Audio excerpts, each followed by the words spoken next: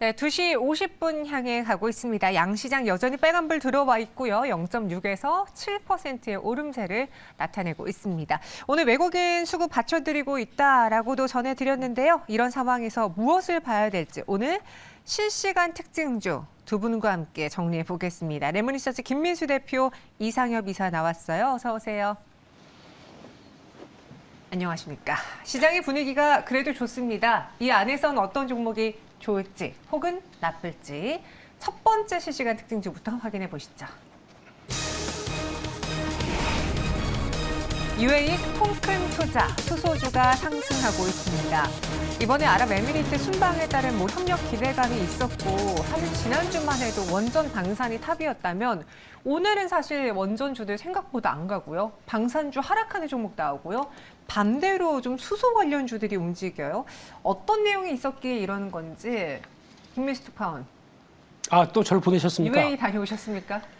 바쁩니다. 네. 그래서 그래도 40조라는데 네. 왜 이 모양입니까? 30여 개 MOU라는데. 그렇죠. 네. 13개 섹터라는데. 네. 네. 이게 도대체 웬일입니까? 네. 그래서 지금 특별 전략적 동반자 관계 관련돼서 MOU 체결한 게 300억 달러 유치. 그리고 섹터를 보니까 네. 원자력 들어갔고요. 거기다 신재생에너지, 수소, 국방기술, 기후변화, 우주 디지털 전환, 첨단 인프라, 스마트 농업, 식량안보, 수자원. 이상은 김 기자였습니다. 네, 이쪽이 관련된 쪽에서 부각을 봤는데 오늘 움직이는 거 다 음봉이네요. 다 음봉이고 그중에 수소 관련된 섹터만 조금 살아서 움직이고 있는데 결론은 그건 것 같습니다. 그 전에 미리 요만큼이라도 기대감이 좀 있다가 어떤 이슈가 나오다 보니까 잠깐 고민하는 흔들리는 눈빛이 아침에 한 30분 정도 보였었죠. 네. 그리고 다시 차익 매물로 나가는 과정이 아닌가 생각이 들고 있습니다. 너무나 보였던 것 같아요. 사실 이런 UAE 순방이라는 기대감이 저희 이전에 중동과 항상 엮여질 때마다 그러잖아요. 뭔가 보따리 풀겠지 하면 미리 사놓고 그리고 보따리 딱 풀었을 때 이거 지금 당장 계약하는 거 아니야? 몇 년 걸릴 것 같아. 그럼 또 빠져버리니까 그 패턴 그대로 오늘 장 좀 작용한 것 같은데 그럼 오늘 시장에서 반응하는 수소 역시도 단기 이슈로 봐야 되는 걸까요? 수소는 이제 중장기적으로도 이제 관심은 필요한 것 같아요. 네. 근데 또 중요한 거 몇 가지 좀 말씀을 드리면은 이게 이제 아랍에미리트의 이제 무함마드 대통령이 또 이제 조만간 또 방문을 한다고 해요. 그러면서 또 하는 얘기가 어떻게 이런 표현을 쓸지 모르겠지만 한국은 이미 마음속 제2의 고향이다. 오. 이게 거의 그런 거죠. 뭐 박신양 그 드라마에서 내 안에 너 있다. 뭐 이런 식의 표현이 생각이 나는데 네. 그러니까 조만간 한국을 방문한다. 라는 것도 좀 기억해둬야 될 것 같고 또 한 가지 중요한 거는 이게 아랍에미리트가 이쪽 친환경 그린 에너지에 관심이 많을 수밖에 없습니다. 왜냐하면은 올해 11월에 UN 기후 변화 협약 당사국 총회가 아랍에미리트에서 열리기 때문에도 관심이 더 많을 수밖에 없고 또 조만간 또 방문을 한다고 하니 그래도 계속해서 좀 관심은 필요할 것 같고 또 구체적인 좀 내용 한 가지 말씀을 드리면은 이제 한국과 아랍에미리트가 2025년까지 5년간 이제 340억을 투입해서 사막 기후에 적합한 태양광 활용해서 이제 수전의 수소의 대량 기술을 개발하기로 했거든요. 그래서 수전의 수소 이제 수소를 뽑을 때 이제 탄소가 배출이 없는 그게 이제 그린 수소인데 수전의 수소인데 이쪽으로는 국내 대기업도 좀 관심이 많죠. 그래서 정부에서도 이제 수소 1등 이제 수소 산업 육성 전략 3대 목표도 갖고 있고 그래서 수전의 수소 쪽 관련된 기업들은 좀 중장기적으로 관심이 필요하다고 생각을 하고 있고 저는 그래서 좀 효성그룹 쪽에 효성그룹에 좀 몇몇 종목군들이 있죠. 뭐 이제 효성화학도 있고요, 효성 첨단 소재도 있고요, 효성 TNC도 있고, 효성 중공업도 있고. 네. 그래서 효성이 작년 1월에 이제 전라남도에 이제 약 한 1조 원 규모의 그린 수소 산업 육성 업무 협약 체결도 했고, 또 이제 수소 인프라에 필요한 것이 탄소 섬유이기 때문에 이 섬유의 효성이 강하거든요. 네. 그래서 효성 그룹 쪽에 좀 초점을 맞춘다고 하면 또 이게 중국 리오프닝 관련된 기업들도 꽤 있잖아요. 네. 네, 그래서 플러스 알파로 좀 그렇게 또 전략 아이디어를 세워볼 수도 있겠다. 네, 좋을 것 같습니다. 아, 그래서 그린 수소 이야기하면서 네, 죄송합니다. 효성그룹주 이야기를 꺼내주셨는데 두 분은 개인적으로 이제 뭐 언제 밥 한번 먹자라고 하면은 정말 약속을 픽스하세요? 아니면은 그냥 지나가는 말로 하세요? 인사죠. 아, 인사 정도? 네. 저는 그건- 아닌데. 꼭 무조건 드십니까? 인, 인사지만 아, 네, 네. 인사지만. 인사지만 지켜야 되는 약속입니다. 아니, 저희 네. 시청자분 중에 네. MOU가 우리나라 언어로 번역을 해보자면 그래 언제 밥 한번 먹자 하고서는 약속은 잡지 않는 그런 약간 인사치레 같은 말이다라고 표현을 하셔서요. MOU는 네. 한국말로 바꾸면 모유입니다. 네, 죄송합니다. 예. 진짜 죄송하셨어요. 네, 정말 죄송합니다. 예. 네. 네. 그러면은 이 UAE 호재와 관련해서 저희가 뭐 앞서 이야기한 원전도 있고 방산도 있고 수소도 있잖아요. 이 MOU라는 결과가 지금은 당장 나왔는데 우리가 어떻게 해석하고 관련주 테마 설정을 해야 되는 건지 좀 정리해 주실까요? 네, 이게 지금 쉽게 말씀드리면 약간 말씀하셨던 시청자분께서 정확하게 표현하셨습니다.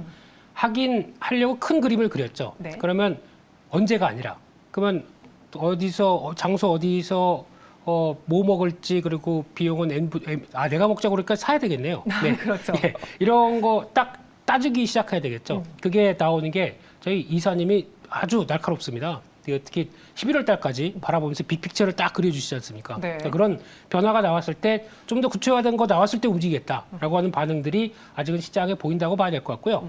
하지만 정부가 신경을 쓰는 섹터 다 들어가 있습니다. 네, 맞아요. 예, 그렇기 때문에 아마 속도 조절은 나와도 계속 이슈가 끊이지 않고 있을 거기 때문에 대응하신다고 하더라도 약간 또 눌림목에 또 들어가셨다가 이슈 나올 때 팔고 이런 전략적인 부분들은 올해 계속 돼야 되지 않나 생각이 들고 있고요. 또 하나 다보스 포럼 쪽에 가면은 이제 저희 대기업 총수들 다 출동하셨습니다. 네. 그러면 거기서 미국 기업들 또 웬만한 기업들 다 오죠. 그래서 혹시나 또 거기서 관련돼선 어떤 비즈니스 기회 이거는 MOU가 아니라 좀 더 직접적인 얘기 나오겠죠. 이때는 시장에 미치는 여파도 크기 때문에 이번 주 또 초에는 이런 것도 지켜봐야겠다 이렇게 생각이 듭니다. 어떻게 보면 이제 딱 계약이 체결된 게 아닌 MOU라고 해서 실망하실 수도 있지만 MOU라는 가이드라인이 있기에 정말 본 계약으로도 이어질 수 있는 거니까 그렇죠. 네. 우리는 긍정적으로 좀 투자 관점을 어떻게 잡아야 되는지 연구를 해봐야겠습니다. 일단 수소 관련해서는 효성그룹주가 탑픽으로 나왔고요. 이어서 두 번째 실시간 특징주로 넘어가 보겠습니다. 미국발 훈풍에 힘받는 금융주입니다. 지난 주말 미국 대형은행주들이 호실적을 기록했다는 소식이 나왔는데 이제 국내에는 실적 시즌의 풍문을 삼성전자가 연다면 미국에서는 뭐 은행 금융권들이 먼저 그 실적 시즌을 열잖아요. 얼마나 잘 나왔길래 그렇습니까? 잘 나왔고요. 네. 네네. 그 이제 웰스 몇몇 기업 이제 발표가 됐는데 웰스 파고를 제외한 기업 금융 기업들은 이제 실적이 좋았죠. 그래서 이제 뭐 JP 모건이나 뱅크 오브 아메리카 등 기대 이상의 실적을 보였는데 JP 모건만 좀 하나로 이제 국채적으로 이제 수치로 좀 말씀을 드리면요. 매출과 주당 순이익 EPS가 예상 대비 각각 매출은 1%, EPS는 14.8% 증가했어요. 그래서 매출은 뭐 예상 수준이었는데, 야 이게 주당 순이익이 무려 이게 두 자릿수 중반까지 크게 증가했었던 게 그래도 좀 시장에 좀 긍정적인 영향을 주었고 또 이제 실적 관련해서 좀 코멘트도 있었죠. CEO 코멘트가. 근데 굉장히 자신감 있는 코멘트가 있었다는 것도 좀 눈여겨볼 만했었던 것 같습니다. 근데 저희 시청자분 중에 한 분이 은행주는 계속 실적이 좋았는데 이제 주목받는 이유는 무엇일까요? 라고도 글을 올려주셨는데 그동안 은행주들의 주가를 가지 못하게 한 뭐 저평가, 디스카운트 요인들이 있었습니까? 저희 시청자분께서 네. 아주 날카롭습니다. 이런 질문 많이 주셔야 저희 전문가분들도 날카로운 얘기를 드릴 수가 있겠죠. 네. 뭐죠? 예, 그래서 일단 지금 나왔던 가장 핵심적인 게 신한지주발 나왔던 주주가치 재고 얘기가 가장 크다고 봐야 될 것 같고요. 위험자산 대비 자본 비율 12% 이상은 다 주주가치 재고로 활용하겠다라는 쪽이 나오다 보니까 거기서 그러면 가장 저평가를 받았었고 고배당도 좀 주는 것 같은데 은행주는 항상 그래라고 생각했던 부분들이 그래? 라고 해서 이게 미국식 은행주의 모습으로 갖춰갈 수 있겠다라고 하는 변모의 모습들이 이제 작용하는 거죠. 그러면 그게 저평가를 해소할 수 있는 모멘텀이겠다. 아까 잠시 화면에서 보셔서도 아시겠지만 미국의 은행주는 대부분 PBR 따지면 1.5배 이 정도인데 저희는 많이 가봐야 0.5배도 안 됩니다. 그렇죠. 네, 그러면 그냥 이 주주가치 그 관련된 부분만 어느 정도 해소돼도 미국만 따라간다. 지금부터 한 3배는 올라가겠네요. 그럴 수는 있는데 이제 중요한 거는 은행지주가 그럼 지금부터 재평가가 되겠느냐라는 여부죠. 근데 이게 신한지주만 하게 되면 안 되죠. 다 같이 해야 되겠죠. 그래서 다른 뭐 KB도 하고 하나도 하고 일단 자사주 남는 것보다 좀 적극적으로 자사주 매입해서 이거를 소각하겠다. 그러면 점점 더 자본금은 줄어가는데 ROE는 훨씬 더 높아가는 현상들이 나오겠죠. 이거를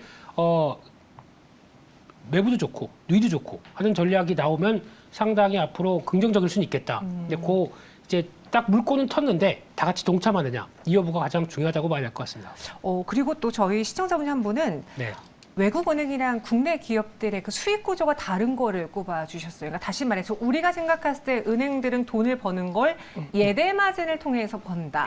어떻게 보면은 그 금리 빌려주고 나중에 또 받고 이런 과정에서의 그 금리 차이로만 예대 금리 차이로만 무언가 수익을 내다 보니 성장성 그리고 기대 요인이 떨어지는 게 아니냐라는 지적을 하신 것 같거든요. 동의하세요? 일정 부분은 동의할 수밖에 없고요. 네. 참 진짜 댓글이 실시간 채팅이 정말 그렇죠. 날카롭습니다. 네. 네.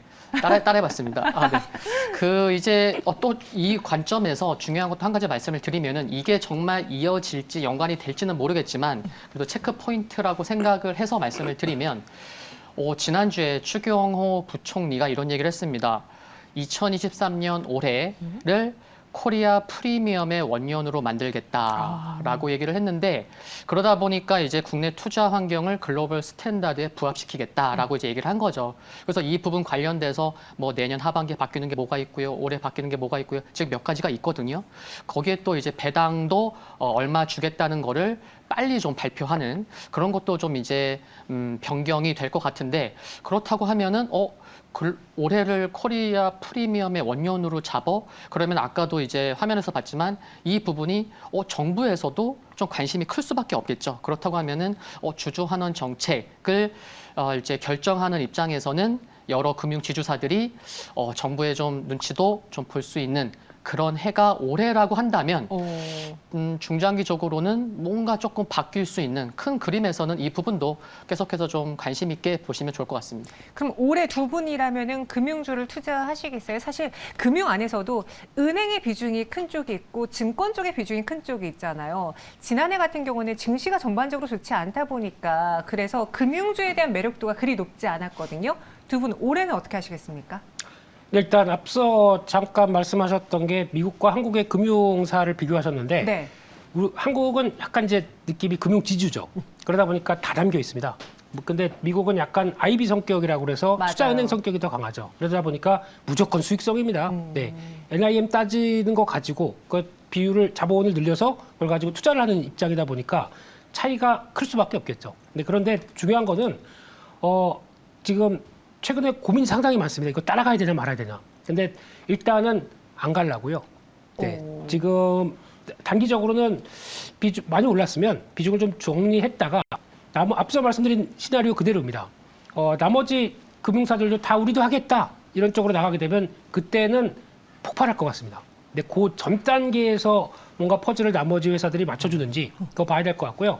그렇게 되면은 개인적으로는 만약에 금융주를 매매한다라고 하게 되면 가장 탄력적인 건 하나금융지주라고 생각이 들고 있고요. 이유는요? 그렇더라고요. 그냥 제일 세더라고요. 예, 자본금 대비해서 좀 강한 탄력을 보여주는 것 같고 또 좀 작은 종목이긴 하지만 네. 금융주인데 지금 시세를 못 내는 종목 중에 하나가 인카금융서비스라고 있습니다. 이 회사는 잘 모르시죠? 네. 이쪽은 보험 대리점인데 핀테크와 결합해서 뭔가 열심히 마찬가지로 PR 5배, 6배밖에 안 됩니다. 그만큼 이런 회사들도 같이 뭐 금융주다 보니까 동참하지 않나라는 관점으로는 바라보고 있는데 결론적으로는 다 같이 움직여야 된다 이렇게 생각하고 있습니다. 전반적인 금융 섹터에 대해서는 이 미증시를 따라갈까에 대해서는 좀 단기 비중 축소 의견을 오히려 내주셨고, 만약에 탄력을 붙이게 된다면 우리 금융 지주가 더 탄력 있는 모습을 보여주지 않겠느냐. 하나금융입니다. 하나금융 지주가 보여주지 않겠느냐. 잘하세요. 죄송합니다. 네. 그리고 인카 금융 서비스도 덤으로 네. 주셨어요. 요건 맞죠? 빙고입니다. 그럼 네. 다음 실시간 특징주로 넘어가 보겠습니다.